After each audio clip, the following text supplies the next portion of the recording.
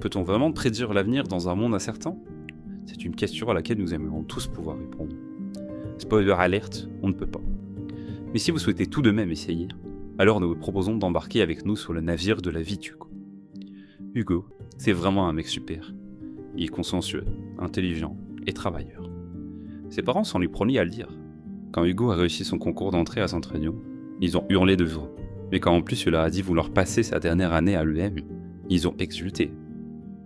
Et quand il s'est inscrit au conservatoire, puis à Sciences Po, tout en prenant des cours à VET-AgroSup, alors là, enfin vous avez compris. Seulement voilà, Hugo, il est très inquiet pour l'avenir. Mais c'est pas quel chef d'entreprise, quel citoyen, quel parent il deviendra. Quoiqu'entre l'empreinte carbone d'un bébé éviter de changer des couches, le dernier point reste en suspens. Un jour, son grand-père, Malraux lui-même, lui a dit « L'avenir appartient à ceux qui le préparent aujourd'hui ». Et depuis, Hugo essaie tant bien que mal de déterminer s'il avait raison.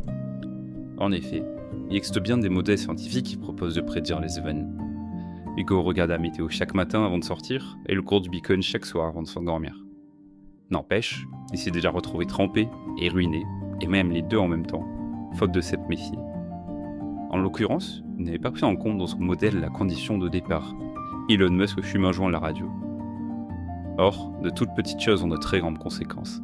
C'est là toute la puissance de l'effet papillon. En le A10 ans, Hugo était tenté de passer du déterminisme à l'incertitude radicale. De toute façon, il avait toujours pensé que les prophéties, les prédictions astrologiques, la foi en un miracle étaient de grosses bêtises destinées à assurer ceux qui y croyaient. Mais alors, quid de l'effet placebo? Comment l'homme agit sur lui-même et les autres à l'encontre des prévisions scientifiques? À l'ère des réseaux sociaux et de l'intelligence artificielle, l'impact de la collectivité humaine est plus que jamais déterminant, et par essence, imprévisible. Alan Lichtman en a fait les frais cette année.